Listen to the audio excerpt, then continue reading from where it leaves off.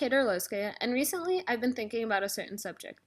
How many famous African American women can you think of from the 20th century?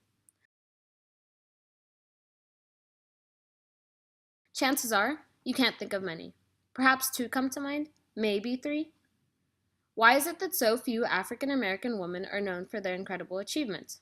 Although schools don't focus on their accomplishments, women have made a significant impact on history.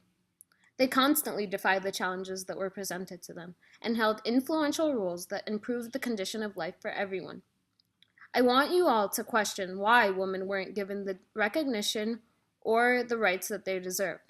After all, some African American women did have jobs in business, government, and the sciences. Even the women with domestic jobs contributed greatly to improving the nation. Having these jobs was no easy task, however, especially with all of the discrimination that was projected onto Black women by society. African American women were discriminated against not only by white men and women, but also by Black men. For instance, during the Black Power movement, many African American men disliked the idea of women holding positions of power. The political activist Angela Davis touched on this issue when she said, and I quote, "I ran headlong into a situation which was to become a constant problem in my political life. I was criticized very heavily, especially by male members of Karenga's organization, for doing a man's job. Women should not play leadership roles, they insisted. A woman was to inspire her man and educate his children. The irony of their complaint was that so much of what I was doing had fallen to me by default. Black women were criticized heavily by African American men simply because of their gender. When an African American woman would attempt to speak out on issues that were not commonly discussed, many Black men would judge them for trying to tackle such important matters. However, these same men would not make any attempt to work against the difficulties that women spoke about. Often, these Black men would leave women with no choice but to fight for their own rights. Black men discouraged women from pursuing positions of power equal to their own because they wanted to reinforce and maintain established gender roles. These men expected African American women to be typically feminine and act traditionally. Sexism was a key factor in the discrimination of Black women by African American men. However, the discrimination of Black women by white people was due to both sexism and racism. White people degraded African American women for being Black and for being female. Despite these two factors of discrimination, Black women managed to overcome their oppression in society and succeeded in improving the condition of life for all women.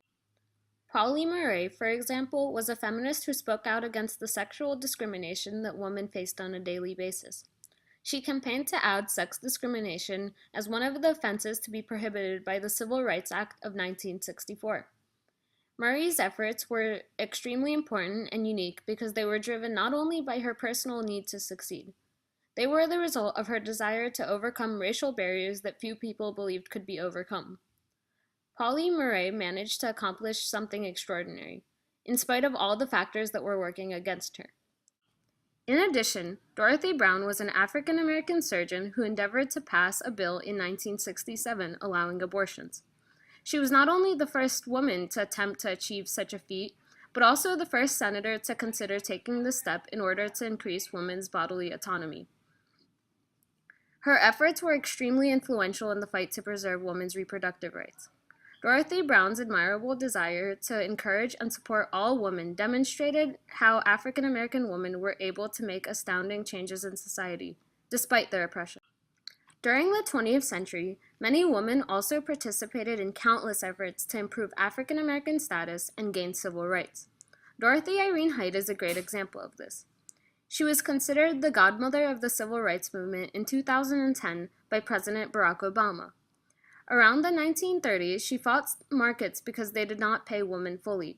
Women only earned about 15 cents an hour working as domestic laborers. They were picked up by white suburban housewives who cruised the corners of the markets in their cars. In 1947, Height was elected national president of Delta Sigma Theta sorority. She carried the sorority to a new level of organizational development throughout her term, which ended around 1956.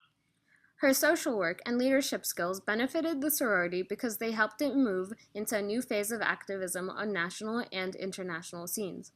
It was so unique that a woman was accomplishing this job in the time period because people frequently qualified social work as a male-dominated field. Even though women were considered powerless at the time, Height still managed to participate in countless organizations that helped women and encouraged them to acquire more power. She worked hard and was not afraid to confront any obstacles when it came to attending a well-known college or attaining a distinguished job position. Another woman whose accomplishments left a positive mark on the world was Daisy Lampkin. Lampkin helped lead the NAACP to pass national anti-lynching legislation. Throughout her years of service as a national officer of the NAACP, she was hailed as the NAACP's top membership recruiter. Lampkin recruited Thurgood Marshall as Supreme Court Justice so that he could become a member of the NAACP's Legal Defense Committee. Black women often took large strides to be included in some of the most impactful wars in history, despite the discrimination they faced because of their race and their gender. Not only were they treated differently, they were treated cruelly. Dealing with inappropriate insults and simultaneously serving their country was evidently a troublesome task, though it was one that many women were able to overcome. During World War II, Charity Adams of the Women's Army Corps served as commanding officer to the first unit of African American women overseas.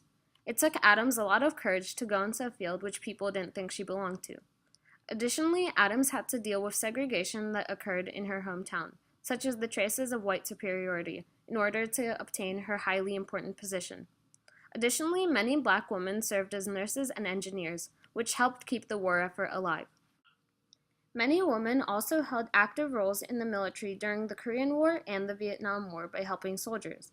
Dr. Clotilde Bowen served in the U.S. Army Medical Corps despite the bias that many of her comrades upheld.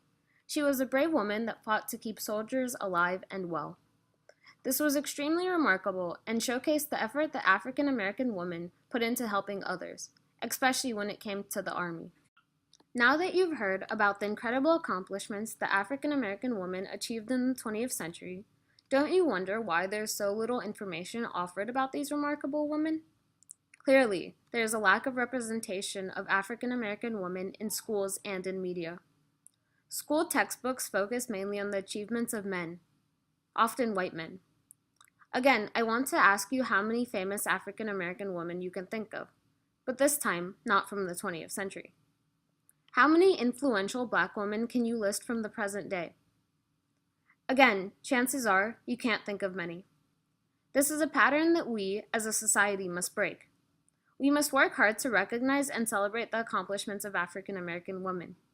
We should strive to accomplish the equal representation that Black women deserve.